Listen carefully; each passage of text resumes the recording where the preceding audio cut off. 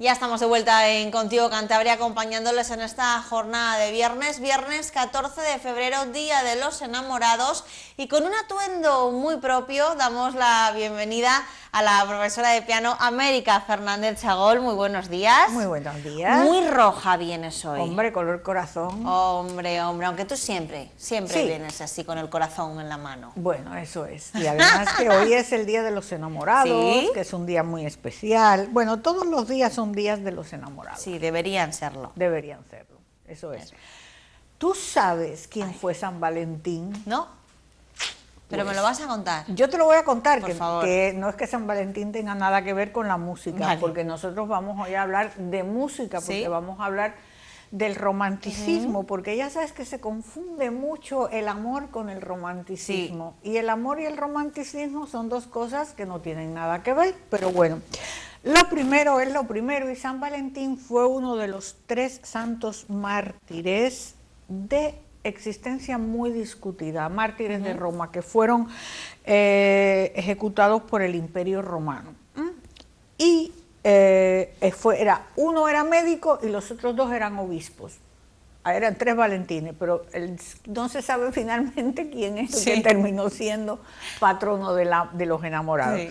Lo que sí que se sabe es que durante muchísimos años, desde el año 400 y pico, la Iglesia celebraba el Día de San Valentín como una fiesta católica, pero en 1969, en el Concilio Vaticano II, la Iglesia reorganizó las fiestas y quitó el Día de San Valentín como fiesta católica. O sea que el Día de San Valentín es una fiesta que se sigue celebrando tradicionalmente, porque se piensa que el San Valentín era un obispo que casaba a los soldados, pero el Imperio Romano tenía prohibido el matrimonio de los soldados, los que servían en el ejército. No es que los casara entre ellos, no estaban... No confundirse. No os adelantéis tantos siglos a los acontecimientos. No era que no eran tan visionarios, ¿no? No. Vale. No era que casara un soldado con otro, es que los soldados tenían prohibido casarse. Qué curioso, ¿por qué? Bueno, pues me imagino que porque el estar en las legiones romanas significaba pues una dedicación absoluta al ejército, y si se tenía una familia, pues esto era un poco incoherente según el punto de vista de ellos, y no les permitían el matrimonio a los soldados. Pero este obispo sí casaba escondidamente a los soldados, y las mujeres iban pues por los caminos por donde iban, ¿sabes? Sí. Como las soldaderas, creo que sí, no sé cómo se llamaban en México, cuando el porfiriato y todo esto, había unas mujeres que acompañaban a sus maridos a la guerra. Ay, ya me acordaré de cómo se llaman. Iban como escondidas, como de manera paralela, cocinaban para ellos, y en fin, era como llevar las casitas así. Pues ya lo buscarás en las Eso es, bueno, pues... como la leyenda dice que bajo el mandato del emperador Claudio II no se podían casar los soldados, y este obispo les casaba, pues por eso se supone que era el patrón de los enamorados. Bien, dicho esto... Bien, una vez que tenemos claro por qué se celebra, quien lo celebre, celebramos San Valentín, 14 de febrero. Vamos a ver qué cosa es el romanticismo, que no tiene nada que ver con el llamado amor romántico. De hecho, cuando alguien escuche que otra persona dice es que yo soy muy romántica, salga usted huyendo, porque lo que es un cursi. No hay que confundir el romanticismo con la cursilería.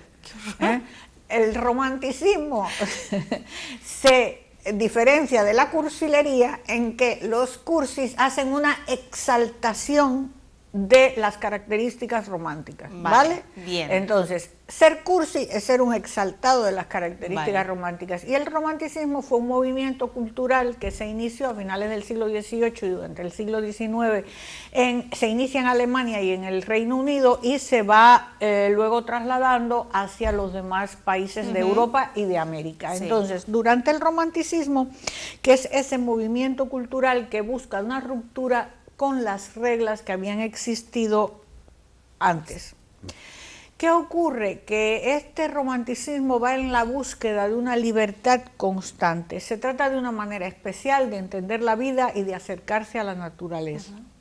Con lo cual, los románticos y el romanticismo como movimiento cultural de escritura, de pintura y de música, de todas las artes, tiene unas características que son la exaltación del yo por encima de todo lo demás, la individualidad. O sea, cada individuo como una forma única e irrepetible, y que cada persona tiene esa capacidad de ser y poner su impronta en todo aquello que hace y en todo lo que toca. La diferencia entre unos seres humanos y otros.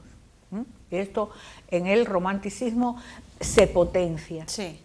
Que cada persona es diferente y que cada uno tiene que ser como es, el yo.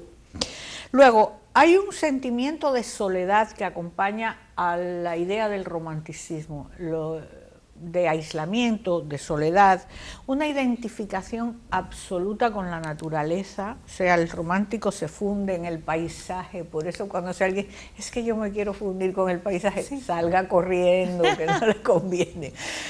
Bueno, hay una exaltación también de la imaginación, de la fantasía, y algo muy importante, huyendo de la racionalidad, el romanticismo exalta todo lo que es el sentimiento, todo lo que es las pasiones, el sentimiento.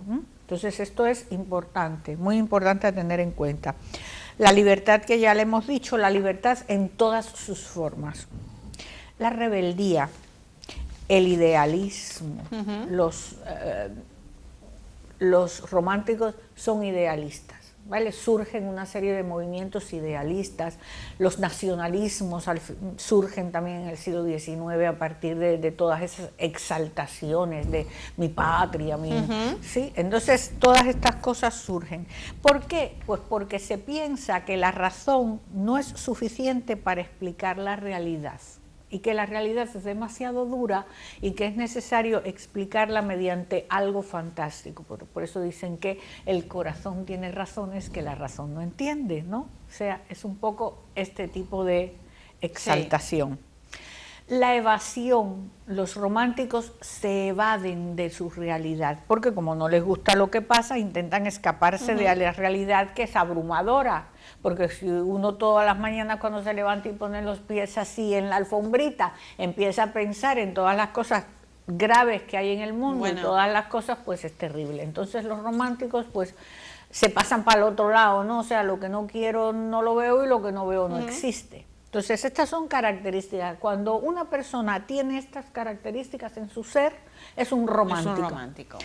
Que no tiene nada que ver con la cursilería, ¿eh? No, ya América nos lo ha dejado hoy claro, nada tiene que ver ser romántico con ser cursi. Bien, como esto desarrolla una nueva sensibilidad, surgen también una serie de valores que tienen que ver con la nostalgia y con la melancolía. Por esa razón, las novelas románticas y muchos aspectos de la cultura del romanticismo se basan en hechos acontecidos en siglos anteriores. Los románticos escriben mucho sobre la época medieval, porque ellos pues tienen esa evasión y se van. En la música, la cultura, como se relaciona por la difusión de las ideas románticas entre todos sus aspectos, tuvo como consecuencia un cambio fundamental que transformó el estatus de la música y de los músicos en relación a las épocas anteriores. Y este cambio fundamental es principalmente que la música instrumental, también llamada en algunos tratados música pura, cobra vida. O sea, la música se separa de la palabra y empieza a manifestarse por sí sola como un arte autónomo capaz de ser tenido en cuenta con independencia de la palabra.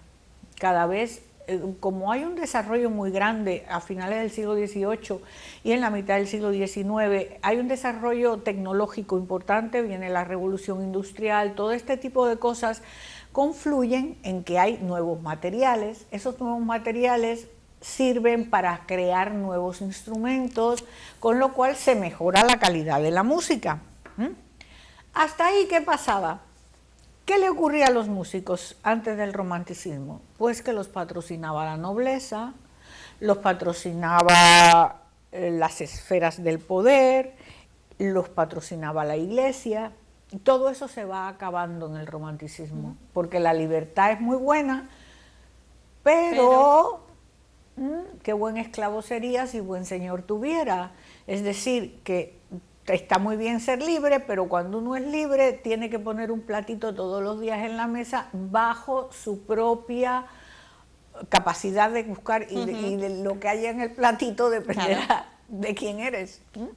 Entonces no puedes pretender que tú seas maravilloso, pues tendrás un platito mejor que el que tengo yo. Y a partir de ahí los músicos tuvieron que ponerse su propio platito. ¿Qué ocurre con esto? Que los músicos en el romanticismo empiezan no solamente a tener que buscarse los frijolitos, sino que empiezan a crear solo por el placer de crear. Simplemente por eso. Claro. Y se fomenta también la improvisación. En música la armonía se vuelve más colorida, se utilizan muchos más recursos, se utiliza la modulación, hay una ampliación y una variedad en las formas, hay un virtuosismo muy grande y sobre todo hay un instrumento que se desarrolla por encima prácticamente de los demás, que es el piano. Así como el violín se había desarrollado anteriormente y había llegado a su máximo esplendor, y prácticamente el violín no mejora durante el siglo XIX y estamos hablando del mismo violín que conocimos en sus inicios, prácticamente es el que estamos hablando hoy, es el mismo, no ha cambiado. Sin embargo, el piano a través del siglo XIX va creciendo, va aumentando en capacidad, va aumentando en calidad y en sonoridad, y se va creando la figura del virtuoso. También surgen los nacionalismos musicales, se potencia el folclore, se desarrollan estos instrumentos que propician que se aumenten las orquestas. Claro, mientras más grandes son los instrumentos, están de mejor calidad, mayores son las orquestas. Luego tenemos, ¿qué piezas hay en el romanticismo? ¿Qué se compone en el romanticismo? Pues muchísimas cosas. Fantasías, estudios, preludios nocturnos, sinfonías, conciertos para solistas. Se afianza el vals, o sea que fíjate cuántas cosas ocurren. Y luego tenemos tres romanticismos. Tenemos el primer romanticismo, que es en el que encontramos a Beethoven, a Schubert, a Rossini, que vamos a hablar un poco de ellos en algún programa más adelante. Yo creo que en el próximo programa. Bien. Porque leyendo todo esto dije, me dan ganas de hablar de la forma de sonata y de que escuchemos un día algo relacionado con esto. Bueno, luego tenemos el segundo romanticismo o romanticismo pleno, en el cual encontramos pues a esos grandes virtuosos que todos conocemos: Chopin, Liszt, Schumann, Berlioz, Mendelssohn, Bellini, Verdi, Wagner. Y luego, como romanticismo tardío, encontramos a Camille Saint-Saëns, a Johannes Brahms, y así es que tenemos un montón de cosas que nos llevan a estas tres etapas por las que pasamos en el romanticismo.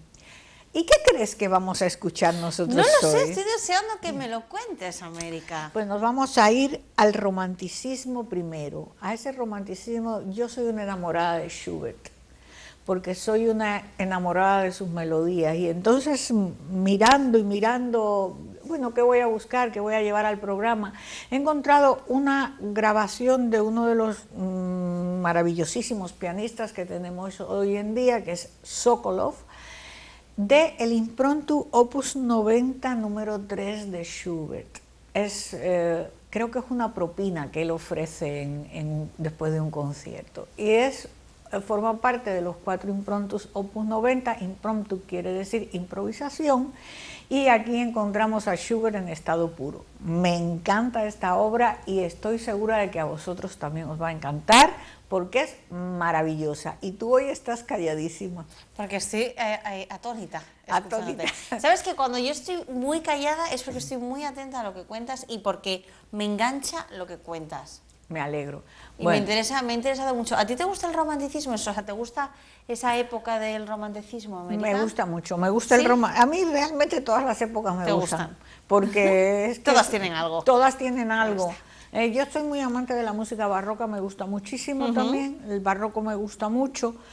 Sin embargo, sí que comprendo que hay muchísimo más color en el romanticismo y que el romanticismo es como te da más juego que el barroco en algunos aspectos, Sí. Ojo, porque a veces uno habla y parece Sí. que es muy tajante las cosas. Pero el romanticismo me gusta mucho porque hay más compositores, quizás tienes más variación, no lo sé. Me gusta todo, todos tienen su encanto, pero concretamente estos 4 improntos de Schubert yo os recomiendo que los busquéis y los escuchéis los 4, están todos, yo solo traigo este, pero son unas obras preciosísimas y el día que hablamos de Schubert, cuando aquí se ha hecho ya un programa de Schubert, buscarlo en YouTube, Sí, cierto. que lo tendréis colgadito allí, pues podéis escuchar cosas de Schubert. Y el próximo viernes más y mejor. Y feliz Día del Amor. Feliz Día del Amor. Hoy y los 364 días bueno, pues restantes. todos los románticos esos que andan por ahí, sean cursis o no, reservar en un restaurante y llevar a vuestra pareja una cenita con champán. O bueno, con cada uno que beba lo que quiera, ¿no? Sí, déjate. O con un caso, con lo que podáis. Quieran. Con lo que cada uno pueda. Y mientras tanto, nos vamos a quedar tú y yo aquí tranquilamente escuchando. Eso es. Hasta el próximo viernes. Vamos allá.